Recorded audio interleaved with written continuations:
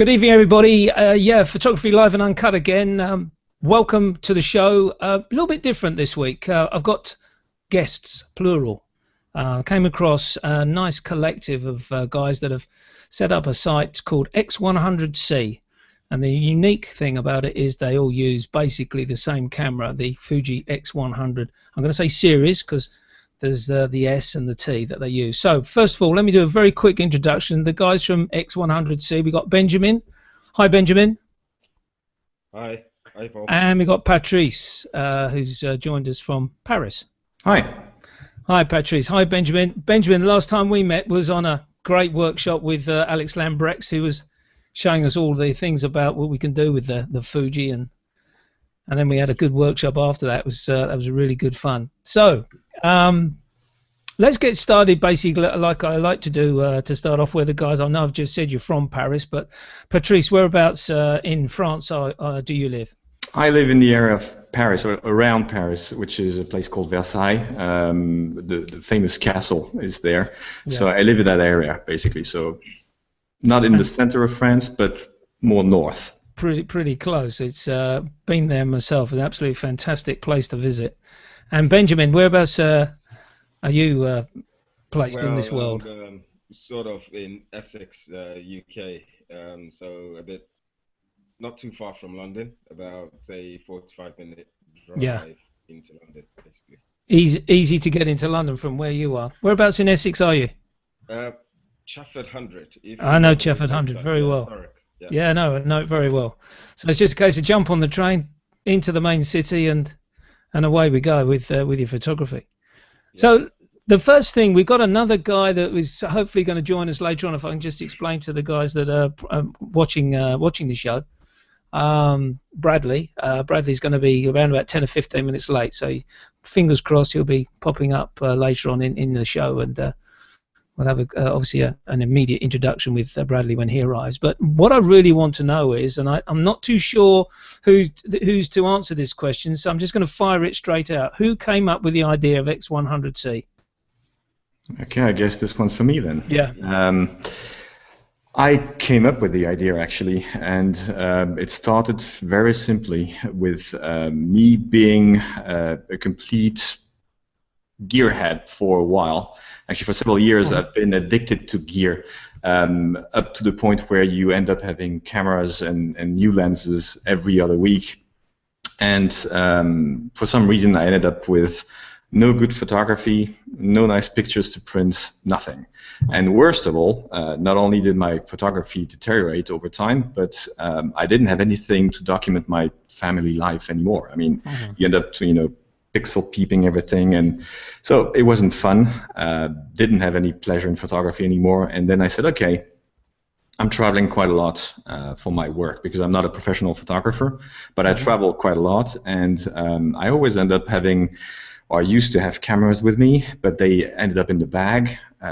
Nothing because it was too heavy or didn't have the time. So I said, okay, I need to find a small camera that I can keep with me all the time, and I'll start to document my family life, my work, everything.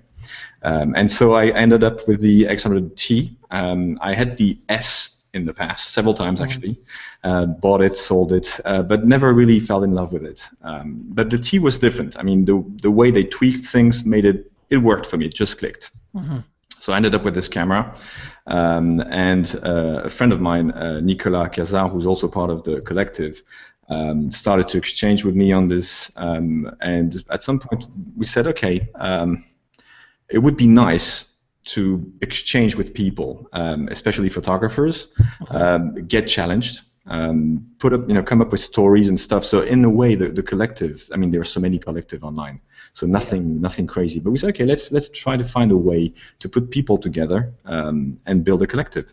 And that's how I bought a domain name, found somewhere to put it online, and then we started to find people around, and that's how we created it. So I put something online, and for some reason, which I still have hard times to understand, the simple fact that it was because of this camera or this series, camera series, people got interested, and I suddenly got emails, and people submitted their work, their portfolios, and we went from there.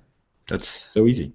Isn't that amazing? And I tell you, as you were starting your story, I thought, now, where have I heard this before? Because I'll tell you, your story is a carbon copy of mine. It's exactly the same. Exactly the same.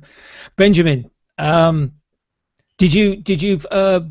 you forwarded your portfolio, or did someone give you a quick call and say, hey, get on board with this X100C?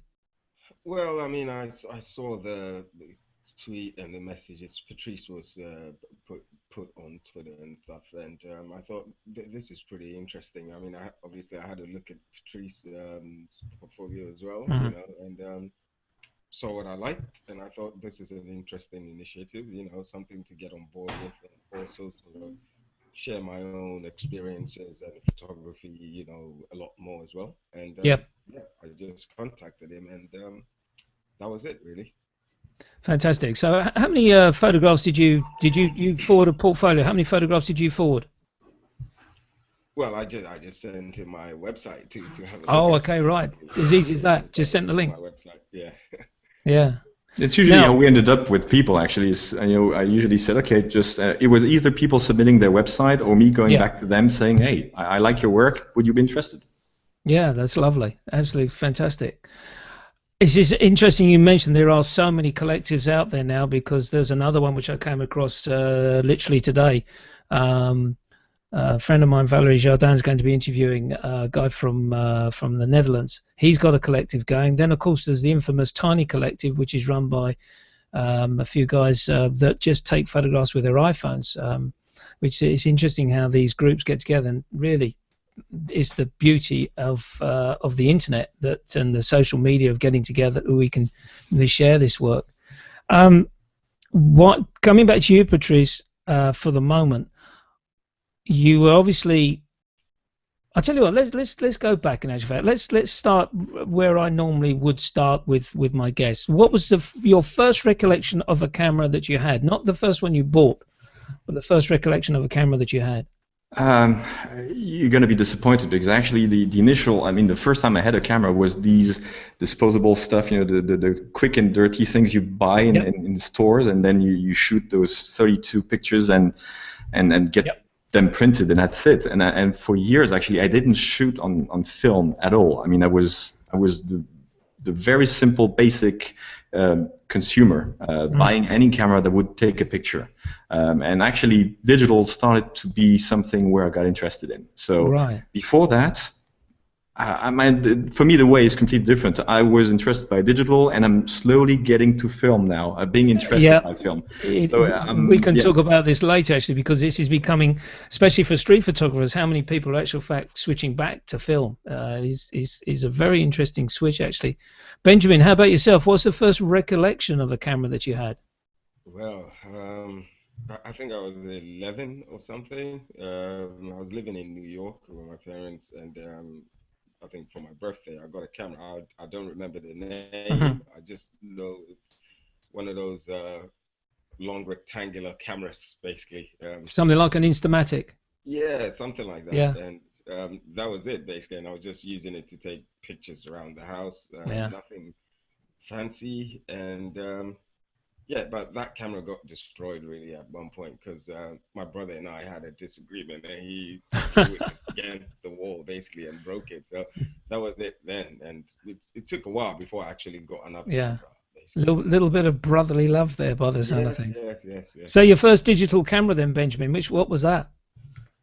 That was a Fuji about 8 years ago, basically. Okay, That was the Fuji, one of those bridge cameras I'm with with the you. Yep. really long zooms and things like that. Yeah, so that Yeah. was I can't really remember. I think HS10.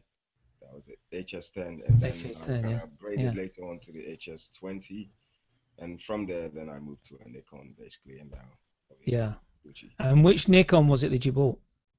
Well, I bought the D5100 and Yep. then upgraded to the D7 7100 and then went full frame. So I was a bit of a gearhead as well, you know. I Yeah, that's just sort right. of thought, I didn't keep the D7100 for, Mm. for a long time. I just used it for, I think, a few months, and then decided, I want to upgrade basically. So I went for two full frame cameras, which is the D700 and Yep. the D610 basically. Okay. And I didn't keep those for long as well. As when I discovered Fuji, I just thought this is exactly what I've been looking for. You know, Yeah, this is the exactly. type of camera that I want. I want to be Yeah. using that I feel comfortable with. Yeah. You know, so yeah, from there, and that was it. And I don't think I'll be changing anytime soon. No, I tell you, in terms of your digital cameras, you're pretty much the same sort of route as myself, because I switched to. I've always been a Nikon user from, well, my first camera was an Instamatic. Then I bought a, I don't know whether you guys would know the Zenit E. It's like a Russian-made SLR camera. It's built like a brick. It was a very, very cumbersome thing to use. Then I got into Nikon, and I followed Nikon right the way through, film camera right the way through to the last Nikon I had was a Nikon D200. But it was just basically carrying so much equipment around, which really got to me. And probably like you guys, I started to see the videos by Zach Arias and Dave Hobby and other guys that was talking about the Fujis that I got involved, and realized that I don't need.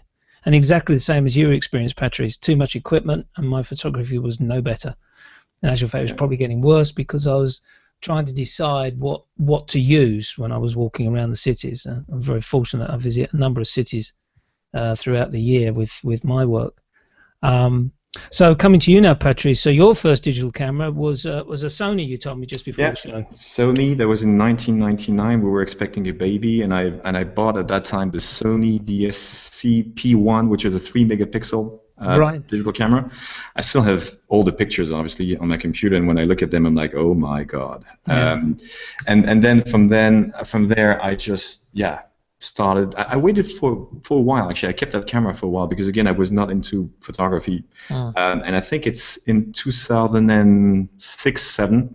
Yep. I started to really get interested, up to the point where it became obsessive. And as you guys, I started to buy a camera, sold it, and then you have this APS-C camera, but you want this full frame lens, f1.2, because everybody has it, and obviously you're gonna make perfect, incredible pictures because you get that, and then you realize actually no, you don't. It doesn't. So I mean, I went through Sony, Canon, Nikon, back to Canon, and then to Fuji, and then again to Nikon, and the whole lot, up to the point where, as I said, you realize actually your camera is more often in the bag. Yep. You have lenses. You have this amazing 70 to 100 ultra sharp lens, and you use it twice a year. Yep. And the pictures you're doing are actually crap. Yep. So in the end, I'm like you. I saw different reviews and videos about the Fuji gear. Tested it. I had the X Pro one at some point. I even bought this big case. There was this special edition with all the 3 lenses and everything. Kept it for 4 months. Sold it again, and now it's basically over. I only have 2 things. I have the X100C, which I use 99% of the time, and I usually use the 2 adapters that are coming with it, which you can buy separately. And I also use the X-T1 with this 1655 lens. This is it, and with that, I'm pretty much set. I don't need much more. That's the 1855 lens, the kit lens as they call it. No, I'm talking the 1655, so the f2.8. Oh, right, okay. It's slightly bigger. That's the recent one. Yeah, I know the one. I must be honest. When I first bought my XE1 with the 1855 lens, and they called it a kit lens, I laughed because there's just no way it's a kit lens. It is a superb bit of kit, that lens on the front. It's a great lens. But like you, I think in actual fact the first time I came across the Fuji X100 was when Frederick Van Johnson was talking to Doug Kay about the fact that he placed this order for the Fuji and was waiting for it, and Doug in actual fact talked him out of it. He said, look, you like to switch lenses, I think you should look into the Olympus and the OMD range. So he cancelled that order and he switched to OMD. So there we go, that's the way it goes. As I think Frederick does regret it now. I'm going to ask him that next time I get a chance to send an email to him. But no, so it's interesting that you tried the X Pro 1 but didn't get on with it by the sound of things, Patrice. Not really, actually. The thing is, I was so used to DSLR at the beginning that the autofocus, and let's be honest, the autofocus on those bodies are not the best in the world. Okay, the X Pro 1 when it came out was terribly slow. Yeah. I mean, that's the problem. You end up with cameras and lenses, but you don't know what you want to shoot. And that's the exact opposite way you should take care of things. Is what do you want to achieve? What is the purpose? What do you want to photograph? And then based on that, you just buy your gear. And I was doing the exact opposite. I was just buying gear and then hoping I would shoot something. Yeah. So it didn't work. It didn't work. No, it's interesting. Actually, you made a very good point there. In actual fact, with regards to you buy a camera, but you don't know what you want to shoot. I'm just trying to send a post out. Okay, thanks, Benjamin. I've got the message. I've just sent him an invitation. We're hopefully going to be getting Bradley online very soon. It's an interesting point you made there, coming back to what you're saying with regards to buying a camera, but you don't know what you want to shoot, and that's very, very important for people that are looking into cameras. Do you just buy a camera which is going to cover you for everything, or are you just going to try and specialize in a particular field? In which case, if you are going to specialize, then you need to know what you're buying. Exactly. I'm going to stop that point there because Bradley's just joined us. Bradley, I hope you can hear us okay. Hello, I can. That's great. Thanks very much for joining us, Bradley. We were just talking about basically how X100C got started and camera gear. Unlike these two fellas and myself, I understand you're a professional photographer. You do it for a living. That's true. I've been doing this, it's been my sole source of income for 16 years, so I consider myself very lucky. You're very, very true. And it's nice to see that you're sane as well. Well, as far as you know. Exactly right. Well, I did the introduction with the other two fellas, so basically what I'd like to do is get a geographical assessment and knowledge about where you are, Bradley. So if you could tell the viewers whereabouts you're from and where you live. I am in Minneapolis, Minnesota, which is the sort of the highest point in the middle of the country, right by the Great Lakes, just below Canada. And then right before that, I spent 12 years in Seattle, which is basically just the same, you know, the location, just the West Coast version was also right below Canada, so. This is great because Minneapolis, Minnesota, that's the home of Valerie Jardin. I'm sorry? Do you know Valerie Jardin? I do not. She's a street photographer. She's on Google on the TWIT program quite a bit and does TWIT Street Focus. She's originally from Paris, but she lives in Minneapolis now. She does a lot of workshops, and she uses Fuji X100S. That's the only camera she's got now. She was a big commercial Canon user before she made the switch. And Seattle, in actual fact, again, do you know Brooks Jensen? I know the name. Brooks Jensen of Lenswork. Yes, yeah. I love that magazine. That's right. That's his hometown, Seattle. So you know we're two very famous cities that I'm aware of, put it that way. So that's good. So let's, if you don't mind, I'm just going to concentrate a little bit on yourself for a moment, Bradley. What type of photography do you make your money from? Well, 99% of my work is wedding photography and then portraits. And then I kind of got into that accidentally. I was shooting for the 2 Seattle weekly papers, which was everything from, you know, photographing the mayor and government city council meetings and restaurant reviews and things like that. And then it was a natural segue for me because the way that I shoot weddings is to be more of a documentary shooter anyway, where I just go in and try to be as invisible as possible. And that transition has worked well, and that's to segue, you know, to why the Fuji series works so well for me, particularly the X100, is being discreet and being silent. You know, having a camera that makes no noise is a dream come true. And you know, at every wedding now I hear, you know, clack, clack, clack, clack, clack, clack, clack, you know, and it's the DSLR is firing away in the background, and it just sounds like gunfire to me now. But exactly. Yeah. You know, I love that silent shutter. Yeah, do you ever get the situation where people turn around to you and say, "Have you taken the shot yet?" Yes, it's actually a problem. As I even thought about putting that cheesy fake sound on, but I just can't bring myself to do it. No, mine switched off as well. I got the X100S, and mine switched off as well. Interesting that you mentioned about wedding photography and using the X100 cameras for that. Are you familiar with Kevin Mullin's work, who's also a big Fuji user, and he does exactly the same style as yourself, a very sort of documentary, journalistic type approach to wedding photography. Actually, using the Fujis. well, I became aware of him after, because I made my, I don't know if everyone told their sort of story, but I made my transition like cold, not only cold turkey, but with a bare minimum of research. I fell in love with the X100, seeing it, but I bought the X Pro basically sight unseen without knowing anything about it, because it looked like the Leicas that I was familiar with, and I love having physical aperture and shutter control, which is huge for me. I couldn't imagine going to anything else. In fact, when they came with a 27mm lens, I hope they don't do any other lenses like that. Just it's cool that it's small, but I like having that aperture. Yeah. Control. Yeah, so when I bought and switched this camera, and then I started digging around and finding out if anyone else was actually using them, and that's when I came across Kevin. So yeah, he does. He also loves black and white too, which is right. Yeah, I think I was very fortunate. I interviewed him.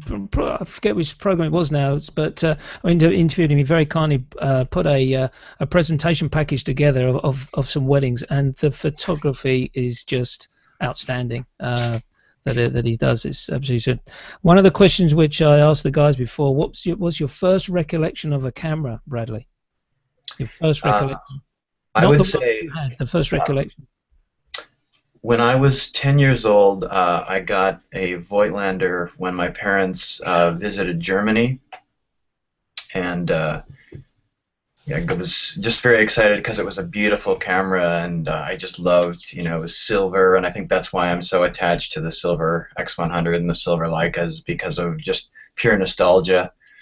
But that camera was like a jewel to me, and I remember just wanting to discover what I could do with it. And of course, when you're 10, my pictures were awful. But I stuck with it, and then I ended up getting involved with my school paper, and that's when I got my first darkroom experience and things like that. So it was really getting that gift, and I think that my parents inadvertently planted that seed, by giving me that camera, because that was like the greatest thing I'd ever gotten, and that's really started that obsession.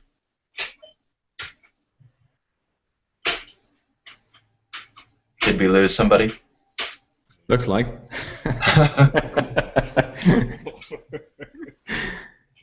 Might be. Well, I guess. Yeah. Don't worry about that.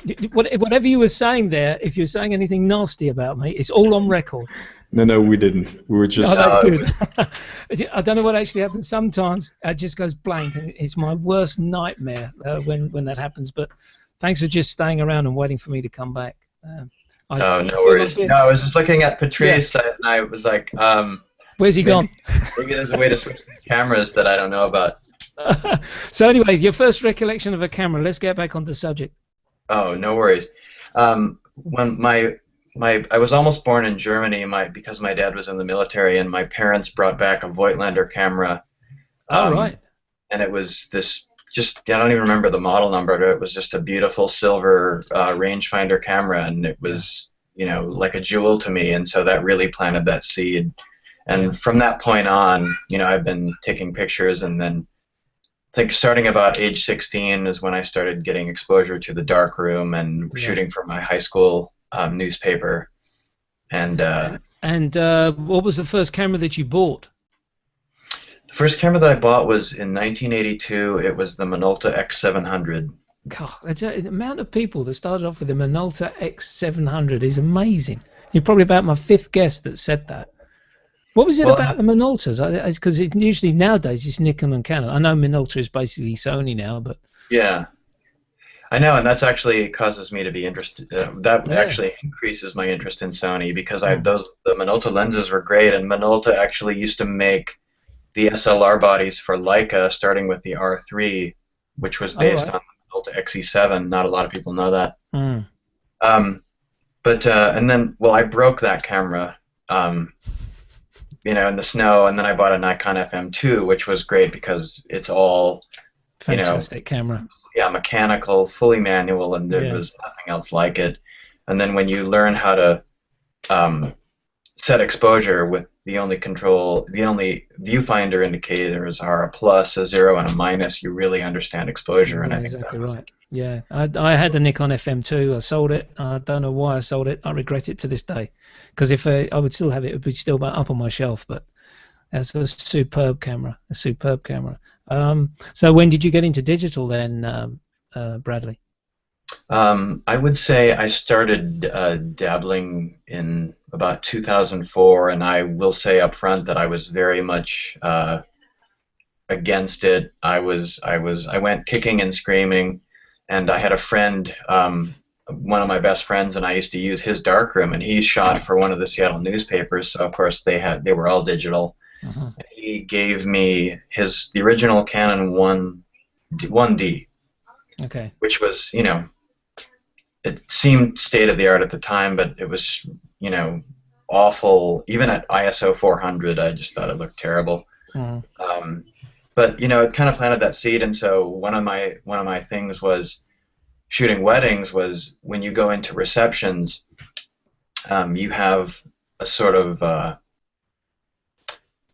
lower hit rate, where you have a lot of low light and some of those challenges. So I thought if I can cut back on the cost of film scanning and that process alone ended up being prohibitively expensive. So just cutting that down a little bit while giving the look that I wanted. And so just to cut the story short, I was never able to really get anything to look the way I wanted to until I started playing with the X Pro 1, and then I don't know if it was the color pattern or that coupled with the fact that I better understood post-production. Yeah, I think that was the first camera that I sincerely enjoyed the results that I was getting. It wasn't something that I simply tolerated, and I think that was the main difference between that and I'd used several Canon and Nikon options, and just never quite the right fit for me. I think you made a good point there, basically, when you mentioned about from a professional's point of view, and you got to look at cost. The advent and the arrival of digital photography obviously helped you financially to basically do the quick turnaround of reproducing the images for your client, but at the same time, as you say, there's the hit and miss where you're probably going to get 2 or 3 goodies out of potentially out of a roll, whereas with the digital you can potentially just keep going and going and going, and you get your immediate response, don't you? Right. Well, it's funny because the first digital camera that I actually bought was called the Epson RD1. All right, yeah. Not a very well-known camera. No, wasn't they in cahoots with Voigtlander at the time? Because Voigtlander, well, yeah, it was made by a company called Cosina, which makes they make all the Voigtlanders. In fact, they make the Zeiss, the M mount lenses too now, and I think they actually make the Fuji X mount Zeiss lenses too. That company, they're sort of to Zeiss specs, and then they use Cosina's manufacturing setup. Yeah. But I guess the thing for that was it was really appealing to me because I was shooting Leica, and so I can use my M3, M6 bodies. I thought, I can incorporate this digital camera. But again, like the Canon, it was just the quality at high ISOs was not good. Yeah. And the quality of that camera was really just awful. Like by the time I had my third one, because they kept failing, I just gave up, and that's when I went to Nikon. And so I think the first one, I tried a D200, D300, D2X. I kept trying things, thinking it's got to be me. You've got to find something somewhere, yeah. Yeah, and I tried a Canon 5D, and again, it wasn't really until the Fuji X Pro was the first digital camera that I really liked. I loved using it. I loved the results.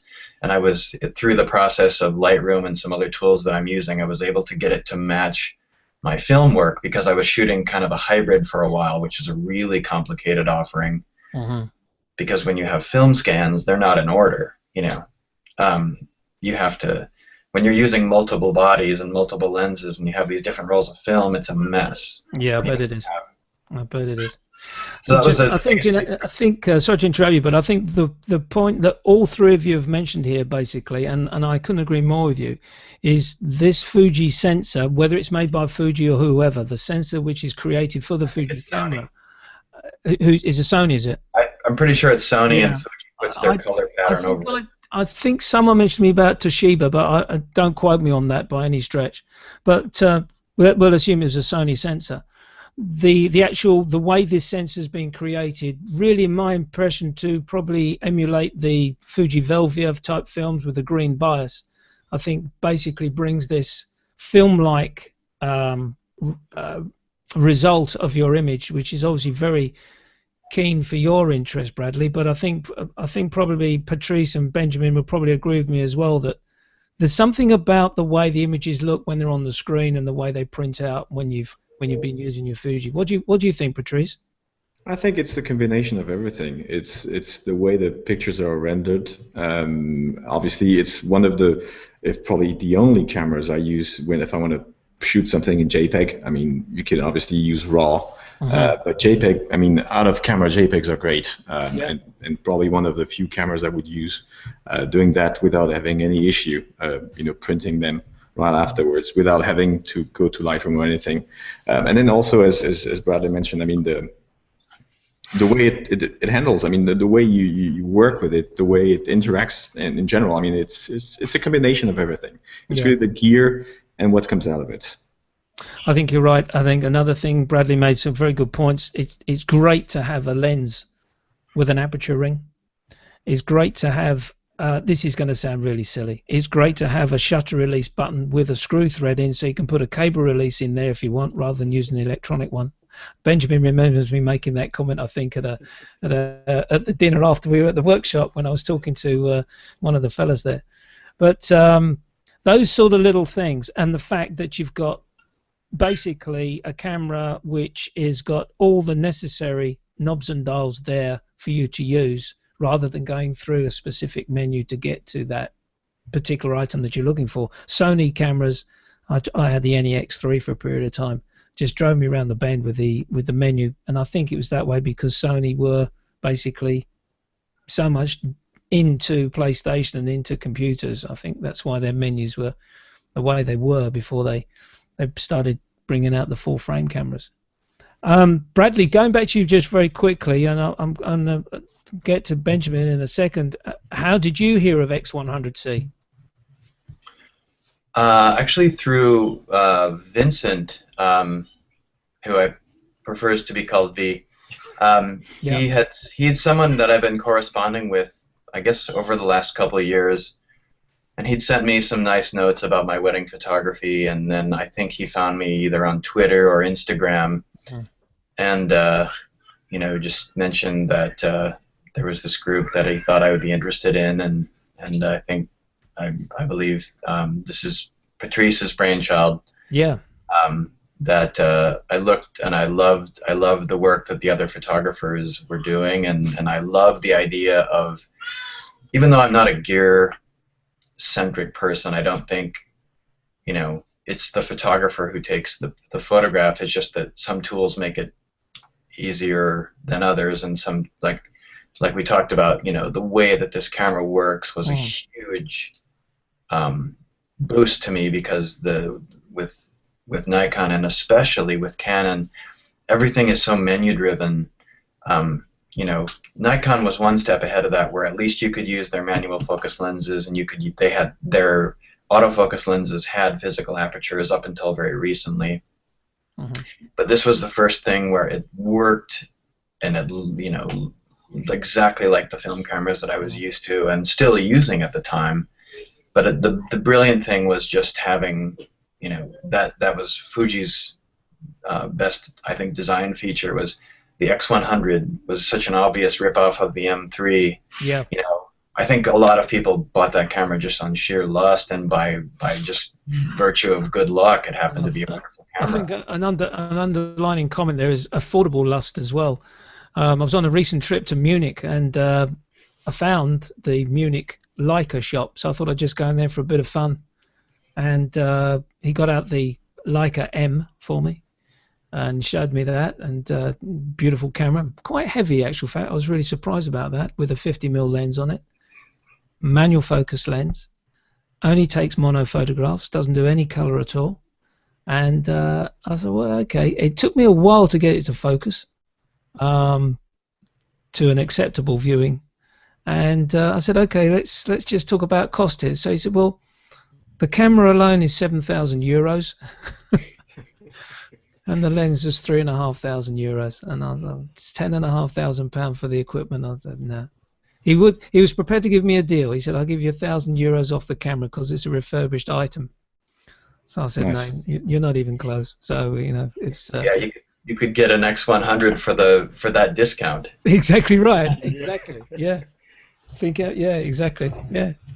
So let's talk about the actual setup of X100C, the members of the collective. The photographs that they put on the site must be with a 100 camera. I say that 100 because we've got the 3 versions of it. Is that the rule, so to speak, Patrice? Yeah, ideally that's the rule. I mean, the portfolios that you see online are probably, all the pictures from the portfolios are probably not taken, all of them with X100 bodies, that's for sure. But everything we put on this site, essays, stories, news or articles, should be ideally shot with X100 series cameras. And so far, I mean, every essay we have has been done using that. I mean, that's really the idea. Is it's 9 people put together, different backgrounds, different countries, different everything. But the camera and the passion for photography is the same. Yeah. And around this, we built something and try to make it a nice place to get inspiration, and also get for other photographers to get to know people, because we will try to bring on board not necessarily people within the group, but we'll try to present them through something that we're trying to put together right now, which will start probably next week. It's called the 10th invisible member, which is we're trying to get someone who's not part of the group to actually offer or write an essay visual story that we will then put online with an interview. So that's the kind of stuff we're trying to develop there. Yeah, that's great. I think the collective is such a great idea, because you hear of other collectives and people. It's basically like a club online, to be quite honest with you. So many different cameras are used, and obviously styles. Talking about styles, just very briefly, Benjamin, street photographer. Is that correct to just pin that to you, a street photographer? Yeah, I mean, like Patrice said, obviously I'm not a professional photographer. I have my day job, which is developing software for financial, companies and stuff like that. But I mean, so the main thing that I do is on my way to work or lunch times, or or I think when I just go out, I just have the camera with me all the time, and I just take shots of whatever I see. So yeah, I think you can classify me as a street photographer, but I sort of do more street and urban and try to just document what I see. Basically, it's not necessarily just bogged down to doing street, but it's just anything that I feel like there's a story there to tell, or just moves me a bit. I mean, this weekend, last weekend, the weekend gone by, I just during the Easter break, I did my first wedding shoot, basically, which was pretty good. And V was there to kind of help me out a bit, and show me some of the ropes, which was pretty good. I mean, obviously, at some point I'll put some pictures online, but I think my focus is more just shooting general stuff, basically. Yeah, general story.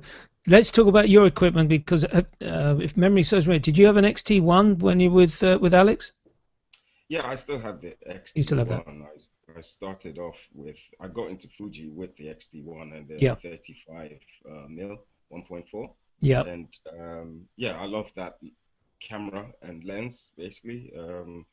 It's just, whilst I had that, I was still testing it out, and I had the Nikon D610 at the time. And so when I found out that the X100T was coming out, kind of tracked it a bit, and thought I will really love this camera. Yeah. You know, I just knew I'll love it. And then when we went for the workshop as well Yeah. with Alex, you know, handling it and seeing how it worked and stuff, I just fell in love with it. So Yeah, it's amazing when we had a when it chance to came look at out, that. I just ordered one straight away. I didn't Yeah. hesitate at all. And Yeah.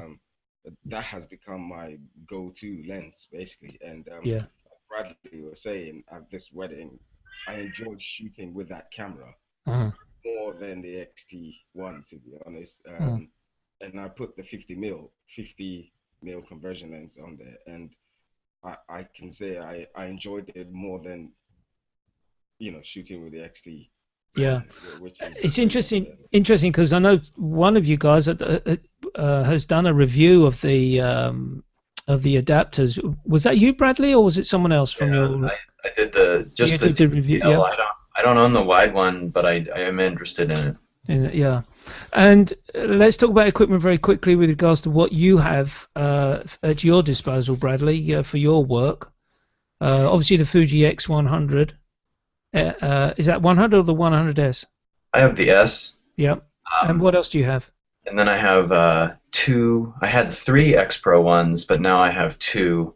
And I'm using the 14, the 23, and the 56 primarily with those. And then I use the X100S mostly with the TCL on it because that I like the look of that as well as the 35, which is a great lens, but I just I like using the X100S as much as possible, especially for weddings because it is so quiet and because you know, I really bonded with the way it works. So yeah. The 35 is a great lens, and it's hard to give up. But I'm gonna get the 35 f2 when it comes out. Yeah, I've heard of the talk about the 35. I've got the 35 1.4, which, quite honest with you, is more than likely on my XE1 all the time now. I'm waiting for the XE3 before I upgrade that particular body. But quite honest with you, I'm pretty much like Patrice and Benjamin. The go-to camera is for me, for my street photography, is the X100S. Just pick that up and just go. It's just a beautiful bit of kit to it. I think what we'll do now, guys, we're going to go to a screen share, and then we'll have a look at the website itself, X100C. For those that will be listening to this on iTunes at a later date. Please go to then go to the YouTube video, and you'll see the screen share that we're going to go here. It's a lovely website. Who was behind the designing of the website? That would be me. Right. But okay. again, there's nothing. I mean, it's to be completely transparent with you. I mean, we're using Squarespace here, so there's nothing crazy behind the design. No. I mean, I didn't design it as such. What I did is put all the different elements together, worked on the logo, and then everything else is basically the photographer's work, which is you know, the wonderful pictures you see are basically all the members' work. That's it. So there's nothing really amazing behind that. The funny thing, though, I must say, is when we launched the website, there were several articles that were published on the internet saying that Fuji was showcasing 9 photographers, and so we had to add a little mention at the bottom of the website saying that we were not affiliated to Fuji. So it was funny because it triggered some interest, and part of the success, I guess, probably, and the fact that there are so many people looking at it is because many people thought it was actually a Fuji website, although it's absolutely not. I'm just showing that now. I'm assuming you can see this page on your screens. Is that right, guys? You can. That's great. Yeah. I can only see your face. You can only see me. Yeah. Okay. Why is that? I see the screen. See the screen. I thought, I'm using Google Chrome. I thought that would be increased. Yeah, no, Google Chrome should be the one. And you're not seeing the screen share at all? No, I see your face, your smiling face in a circle, and there's sound waves pulsing out when you talk. But it's beautiful, but I don't see the page. But no, we can just pretend I do it. Okay. It's probably down to a signal scenario then, rather than what I'm doing here. Excuse me 1 second. Little frog in the throat. I'm going back to the design of the website. I think what I like about it most is it's clean, and you know exactly what you're into. Got some great images to start off with. Then of course there's a Bradley's comment here about the TCL X100. That's the adapter that we were talking about. And then we've got the opportunity to check out on some work, latest stories. And then we've got the portfolios which are created by the individuals. Let's, as Bradley can't see this, let's look at Bradley's work first, and we can critique his work while he's while he can't see it. And it's, as we say, it's wedding based. It's fantastic work, Bradley, and I'm not saying that because you can't see it, but it's fantastic work. If we can, hopefully, can just scroll through. You still can't see it, Bradley, no? No, I can't, but I know all those images. Yeah, exactly. I'm looking at the one now with the glass, the pepper pots, and the silhouettes of or near silhouettes of the bride and groom behind, and this beautiful grain that you're getting from the images. Can I ask, generally, what sort of ISO settings are you shooting at with your cameras? Well, it's funny because I've been switching back and forth with the 100S. I tend to use auto ISO, Yeah. and my only complaint about that is it won't allow you to set the default higher than 125. Yep. But Okay. that photograph is actually from an X Pro with a 56. So what I'm using that was probably 6400, and then I added grain Okay. through some tools in Lightroom. Okay. In Lightroom, do you use any other plugins at all? Well, I use VSCO film, and I use specifically 99% of what I do is for its black and white. It's a variation on the Fuji Neopan 1600, which was my favorite film of all Yeah. time. I used to have refrigerators full of that, and when that, to be honest with you, when that film died and Neopan 400, that really helped push me over into going predominantly digital, and now almost entirely. Almost entirely digital, yeah. And the setting I use a lot for color is based on the Agfa Vista 400, which is just a cheap consumer film. Yeah. I really love the look of it, and I love the texture, and that Yeah. kind of ties back to my hesitation with digital in the first place, was just that it was too clean for my taste. Yeah. Shooting film, I love the grain. That's why I like 35 better than medium format. Mhm. I just love the grain and the character of that, and that's one of the things that I can now transition to I can make things look exactly like they did with my previous tools, and that's exactly. I think you make a very good point there, actually. Sometimes some digital cameras, especially the Nikons and the or Nikon, whichever way you pronounce it, and the Canon, I think there is a preference along those lines to make those images near on perfect, no grain, clear, sharp, and you don't get the same feeling, do you, that you would normally get from something produced from. No, and it's funny that I actually used to work in a professional lab, and I never shot slow film for that reason. So when Kodak came out with the film, this was in the late 80s, called Ektar 25. Yeah.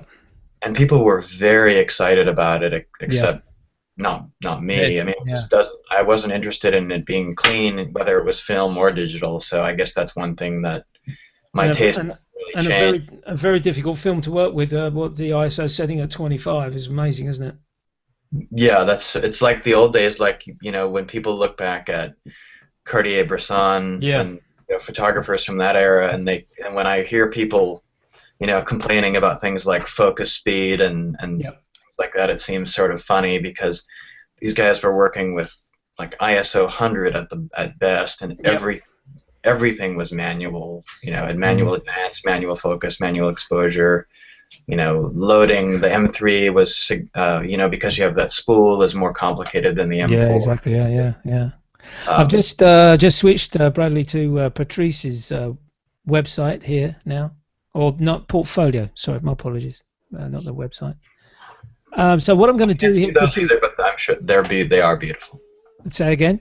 I can't see those either, but they are beautiful. Yeah, they are lovely, lovely images.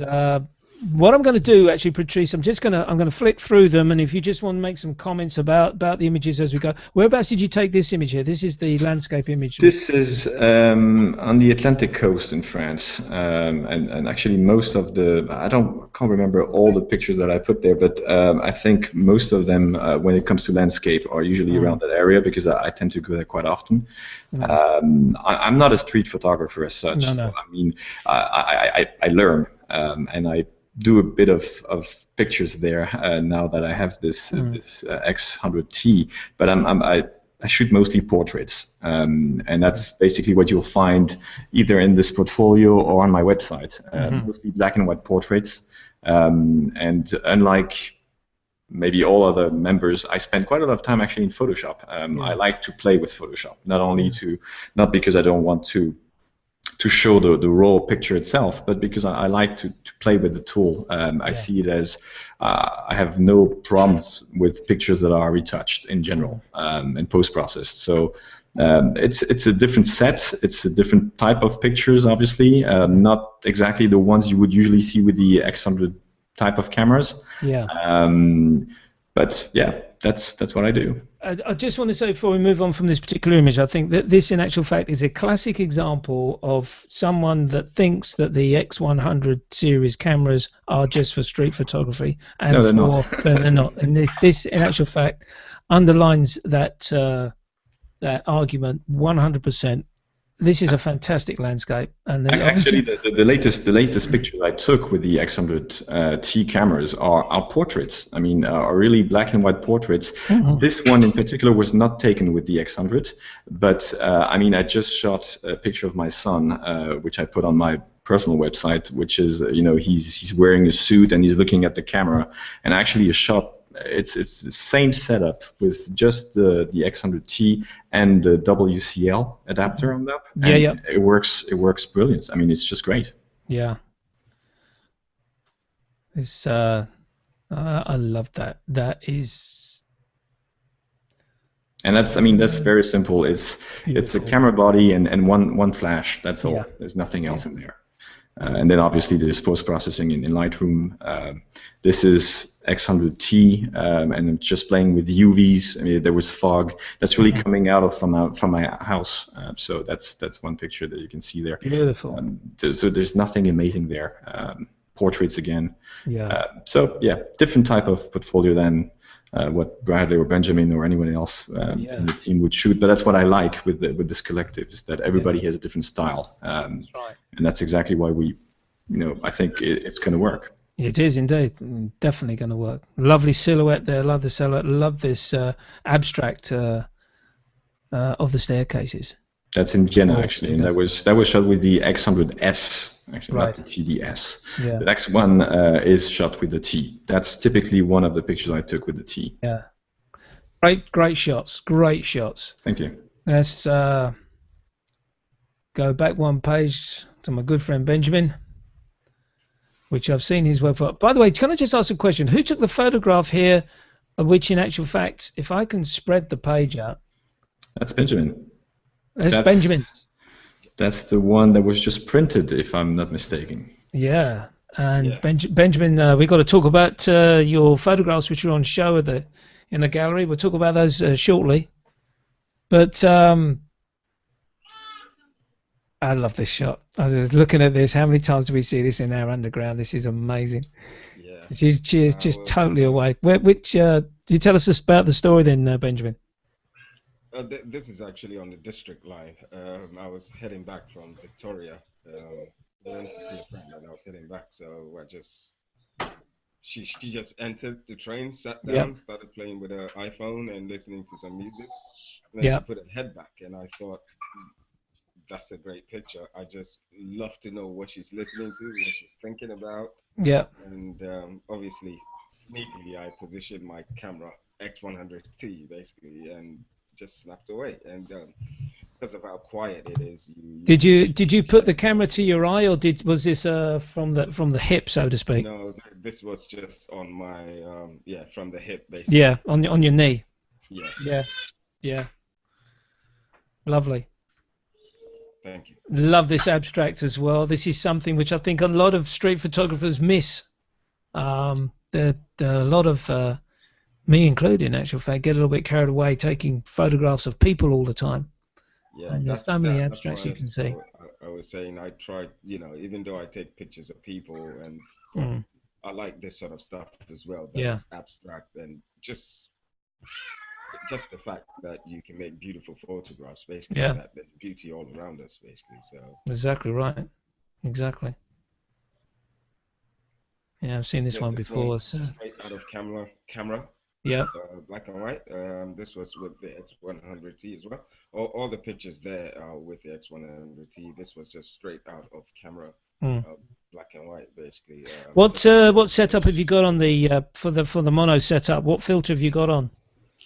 Now I just, when I got it first, I was testing different things out. So I shot some in black and white and stuff, but now I just shoot predominantly in RAW, because even though I realized that what comes out is good, there's certain things I like to do with photograph, add a bit more contrast, and because I like the blacks to be black. Yeah. So, and I just didn't like the way when it came out, when I took the JPEG and tried to do just a bit of that how it was. So I thought there's no point shooting in JPEG. Yeah, go with the RAW. Might as well just shoot the way I shoot, which is RAW. Yeah. And that's the image which is on the website. Very good choice, Patrice. Very good choice indeed. Thank you. There's a load of interest there, and I didn't realise, because I was looking out on a smaller screen this morning, and then I just dragged the page out, and of course the rest comes into vision. It just goes to show sometimes it's good to keep your lens a little bit on the not so clean. Well, it's not clean. It's obviously raindrops, but clean of raindrops is a great shot. 2.8, I think, between 2.8 or something like that. Yeah. And just depicting rainy London, basically. Yeah, rainy London, exactly. You got it right there. This is the great shot of the candles here. Love this. Thanks. Hey, Paul, I don't mean to interrupt. I have to actually pick up my son at school, so I'm going to have to regretfully leave this conversation. No problem at all, Bradley. Thanks for dropping in. I really appreciate it for the short time you've been with us and the input you've and the comments you've made. So. Maybe we can get together soon again. Wonderful. Thanks for the opportunity, and nice to see Ben and Patrice. That's lovely. Thanks a lot. Cheers. All right. Have a good night. And you. Bye-bye. Bye. This guy is this guy down on the South Bank, Benjamin? Yes, he is. I thought I'd recognised him. We went for a walk. My wife and I just went for a walk. And I just saw him and thought, can I take a picture? And he said, yeah. So he stepped aside, basically, and I said, no, I want to take a picture of you, really. And yeah. And that was it. I've seen the guy. I thought I'd recognise him. I thought when I saw it, I thought I've got to ask Benjamin if he's down on the South Bank. Yeah, no him well. He's taken around about Christmas time. Yes. Bit of a giveaway there, the mulled wine. I probably should pop back there and kind of show him the picture. Yeah, get a summer shot now. And then a nice bit of work there. Tilting the camera a bit, getting something look. That's an Alex angle, as I would call it, Benjamin. Yes. That's one thing that I love. Corner to corner, as he says. Corner to corner. Take your shots. Corner to corner. That's one thing that I love about Alex Lambert. Yeah, he's fantastic. He's fantastic work, and that's the end of those. So, what I'm going to do now, I'm going to come out of the screen share. Stop. Back to normal. That's obviously the bit that he was saying. Yeah, I think I understand Alex has switched out of Fuji and is concentrating a lot more of his work now with the Leica S. But I think he's still got his 100, and I think he's still got it. He's still got it. But the way, as we were in the workshop, I don't know whether you're familiar with Alex Lambrecht's work, Patrice, but he tilts the camera, so basically he gets corner to corner images, and it's totally different. He's probably one of my. Well, he is my favourite photographer of modern day, if you get my meaning. My favourite photographer would be Sol Leiter, from the film days, New York shots, which is a very good segue because we can come neatly to we're bang on time, by the way, Patrice. We come to our favourite photographer. Benjamin, who's your favourite photographer? You can't say Alex Lambrecht. Sorry. Well, he is one of my favorite photographers. If I was to say I had a favorite photographer, I don't really think I do. I think I just appreciate good photography. I mean, I love the work that the folks in the collective actually put out. Basically, I just love the variety and stuff like that, and I just love good work. Basically, I can't pinpoint one. I think I get this that similar type of answer from a lot of photographers that I speak to, and I think it's because we study so many photographers. I could reel off Cartier-Bresson, Brassai, Cortez, and all the others, but as I say, for me, it's Sol Leiter which really catches my imagination because of the type of photography they took, the layers and the color. But you're right. I think there's so many good quality photographers out there. It is very difficult to say, yeah, he is my personal favourite. How about you, Patrice? What would be who would be your favourite photographer? Probably be the same. I mean, I like portraits. Obviously, people like Dan Winters are obviously on my list. But when it comes to colors and composition, I think about people like Jay Maisel, for example. Which is, I mean, every time you look at one of the pictures, I mean, it's just like, wow, he was at the right place at the right time. So, I mean, no, that's a bit like you. I mean, there's so many. I mean, one person within the team who actually knows a lot about the photographers and follows and always come up with new people all the time is Nicholas, actually. Every time I share things with him on Facebook or on Twitter, he comes up with, have you seen this one? And so, I mean, I wouldn't remember all the names, but lots and lots of people. And like Benjamin said, I mean, ultimately you look at the pictures and you could spend hours and days. You could hours. I'll tell you one thing. Sorry to interrupt you. One thing has just come to mind. In actual fact, that someone said to me, "It's far better to buy books of photographers than a new lens." Probably.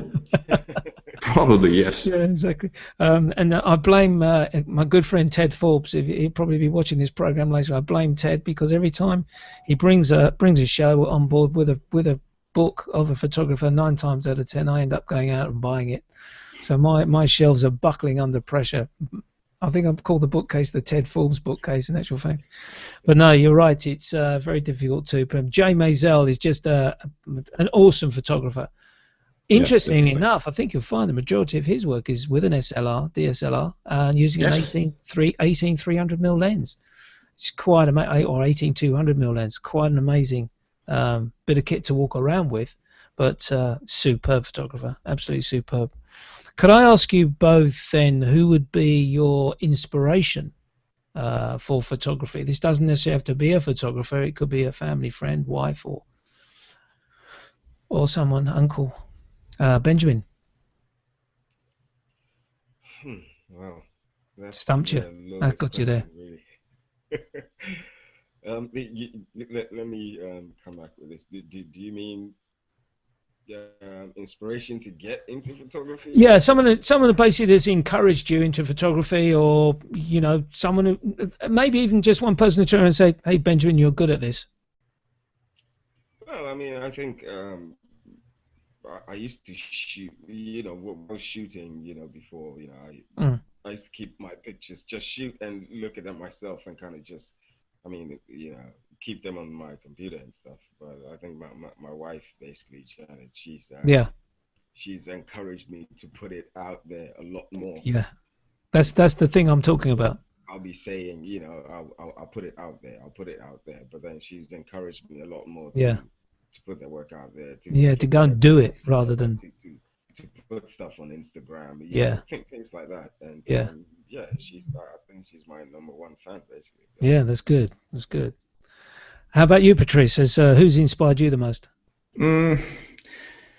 I don't think there was anyone in particular. I think it's mostly a succession of events. I always wanted to shoot portraits and never found the courage to do so. And at some point, there was, difficult times, and I decided I should, shoot portraits and black and white portraits. And where the inspiration comes from is really the people in general. So I try to understand who they are, what they do, and usually, their job, their behavior, everything inspires me to come up with those black and white weird portraits that I tried to come up with, and the idea was really, the inspiration and the start was really, okay, let's start to shoot 99 portraits and come up with a book, and that was really how it started, and that's really where I take the inspiration from. It's really the people. So the guy you saw with the car, on the stable. Yeah. It's a colleague of mine in the office, and I was like, okay, stay there. I just have an idea for you. I think this could make a great shot, and I took all my gear and took a photograph, and that's basically how it works with me. So it's really the moment, the person, the story behind it, and here. So you're basically using your work to inspire you to move on and get better as you go on. Yes. Yeah, it's lovely. Just a quick apologies. I just realised that the camera was stuck on me for the last couple of questions. So apologies for that. Hope you just saw the guys in the smaller screens at the bottom of the screen there. Can I ask, I'm going to have to come to Patrice on this question, unfortunately, again, Benjamin. What are the future plans for the site, X100C? You mentioned about the invisible. Yes. That sounds an interesting idea. Have you any other future plans at all for the site? Yes, actually, we really want to display or showcase as many people as possible. So the 10th Invincible member is one way of doing this. Right now we're asking people to submit their work every week, and we try to publish that as well as a source of inspiration for people. I'm working hard on trying to get sponsors in a way on board so that we can set up challenges and bring more people to submit their work with the view to get more and more people publishing essays on X100. So I think that's really what we're trying to do, and of course getting stories from everyone in the team. That's also one thing which is important. As we told you, some people are professional photographers, some others aren't. So we're quite busy. So it's not always easy to get everyone to do some stuff for the website. But I think, it's just the beginning. It's live since February, so we still have plenty of time to come up. So literally 2 months. Yes. Wow. I didn't realise it was that short a period. I thought it was you'd started it at the back end of last year. That's amazing, because I think the whole concept of the idea is absolutely fantastic for people that are very keen on this particular product, and you are showcasing Fuji cameras at working at their best. And let's be honest amongst ourselves here. The camera is the tool. So the photographer has to do the work as well to get the correct image. But as you quite quickly said earlier on, Patrice, you've got to have the right camera to do the job, which you need as you go forward in your photography, so to speak. So that's an interesting aspect, how you're going to take the site forward. And would you be looking for newer members to join the collective, or are you going to keep the collective as the 9 or the 10? Everything's open now. The funny thing is, there was a debate. Should we increase the number of people? And when we started, the marketing, if you can say so, was based around nine members. And don't ask me why 9. I have absolutely no clue. I came up with 9 and said, okay, let's go for 9. Probably because it's easier to manage, because otherwise there's too many people. But we keep getting lots and lots of requests of people every week asking us, can we join? Is there a way to be part of the team, including from very, very talented photographers? So I don't know. I think for now we'll keep it to 9 with the 10th or guest member, if you want, that could post things on a regular basis, and then we'll go from there. I mean, if there's really at some point